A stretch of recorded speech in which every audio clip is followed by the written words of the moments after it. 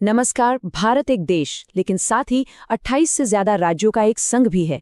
तो आखिर वो क्या चीज है जो इसे बिखरने से रोकती है और एक विशाल सिंगल इकोनॉमिक मार्केट बनाए रखती है? इसका जवाब हमारे संविधान में छिपा है। और आज हम उसी संवैधानिक ब्लूप्रिंट को समझने वाले हैं जो कश्मीर से कन्याकुमारी तक व्यापार को बिना किसी रुकावट के चलाता है। जरा एक पल के लिए सोचिए, क्या होता अगर पंजाब से आने वाले गेहूं पर उत्तर प्रदेश टैक्स लगा देता, या गुजरात से आने वाले कपड़े पर महाराष्ट्र? मतलब हर राज्य अपनी सीमा पर एक नया टैक्स बैरियर खड़ा कर देता। देश के अंदर ही व्यापार करना लगभग नामुमकिन हो जाता है ना? देखिए, इसी तरह की अफरा तफरी को रोकने के लिए हमारे संविधान बनाने वालों ने एक बहुत ही दूर की सोची। उन्होंने संविधान के भाग 13 में एक वादा किया कि भारत हमेशा एक सिंगल इकोनॉमिक यूनिट बना रहेगा, जहां राज्यों के बीच कोई व्यापारिक दीवारें नहीं होंगी। और इस वादे की जड़ है आर्टिकल 301। ये संविधान का वो मजबूत पिलर है जो साफ साफ कहता है कि पूरे भारत में व्यापार, वाणिज्य और लोगों का आना जाना पूरी तरह से आज़ाद होगा। ये सिर्फ एक नियम नहीं है, ये एक अखंड भारत की इकोनॉमिक फाउंडेशन है। ये जो शब्द है ना, पूरी तरह से मुक्त, इनमें बहुत पावर है। इसका सीधा मतलब है कि कोई भी राज्य अपनी मनमानी करके दूसरे राज्य से आने वाले सामान पर रोक या टैक्स नहीं लगा सकता। ये वो गारंटी है जो एक व्यापारी को भरोसा दिलाती है कि उसका माल देश के किसी भी कोने में बिना किसी भेदभाव के बिक सकता है।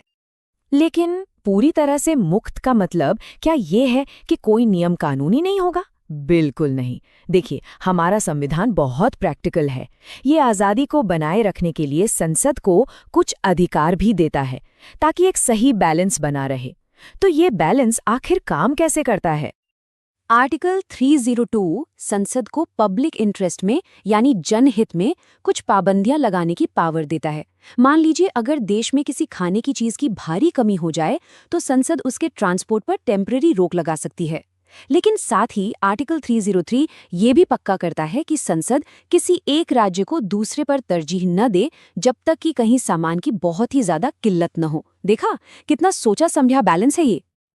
तो ये तो हुई संसद की बात कि वो नेशनल इंटरेस्ट में नियम बना सकती है।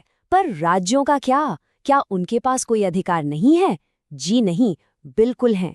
हमारा संविधान राज्यों को भी ट्रेड कंट्रोल करने की पावर देता है, लेकिन कुछ जरूरी शर्तों के साथ। यहाँ पर आपको सेंटर और स्टेट्स के बीच का बैलेंस एकदम साफ दिखेगा।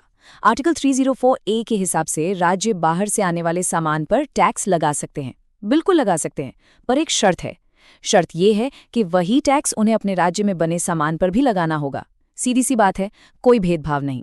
और हाँ, राज्य पब्लिक इंटरेस्ट में ट्रेड पर कुछ रोक भी लगा सकते हैं, पर यहाँ एक बहुत बड़ी और बहुत जरूरी शर्त जुड़ जाती है।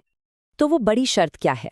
अगर किसी राज्य को व्यापार पर कोई पाबंदी लगानी है तो उसे 2 शर्तें पूरी करनी होती हैं। पहला, वो पाबंदी पब्लिक इंटरेस्ट में हो, और दूसरा, जो कि सबसे जरूरी है, उस कानून के बिल को लाने से पहले भारत के प्रेसिडेंट से मंजूरी लेनी होगी।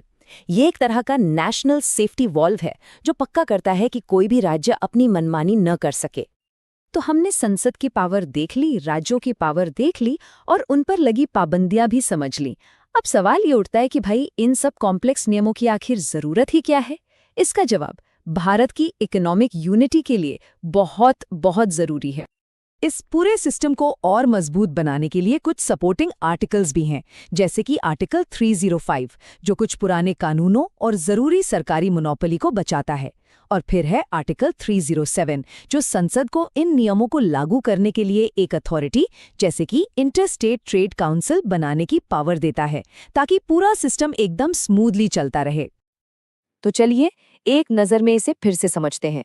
आर्टिकल 301 आज़ादी का वादा करता है, और फिर 302, 303 और 304 ये सब मिलके उस आज़ादी को बैलेंस करते हैं ताकि देश की एकता बनी रहे। सोचिए, अगर संविधान का ये हिस्सा यानी पार्ट 13 होता ही नहीं तो क्या होता?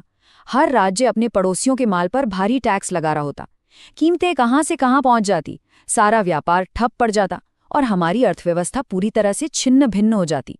एक देश की जगह हम 28 अलग अलग आपस में ही लड़ते हुए बाजारों में बंट गए होते। और आखिर में यही तो पूरी बात का निचोड़ है। संविधान का भाग 13 ये पक्का करता है कि भारत एक बाजार बना रहे, एक ऐसा बाजार जहां व्यापार की आज़ादी तो है, पर उसे नेशनल इंटरेस्ट और फेयरनेस के साथ बैलेंस किया गया है।